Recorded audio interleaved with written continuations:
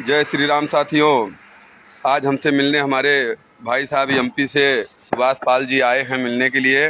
बहुत हमें अच्छा लगा। भैया सुभाष जी कैसे हैं आप, थोड़ा बताएं। एकदम हम मज़े में हैं और रमेश भैया से मिलने आया हूं मैं, और मिल के हमको बहुत अच्छा लगा।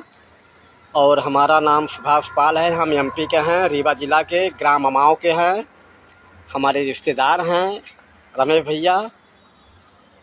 तो फिर यही कुछ है। भैया सुना दीजिए, थोड़ा सा टाइम बचा है, 2 शब्द।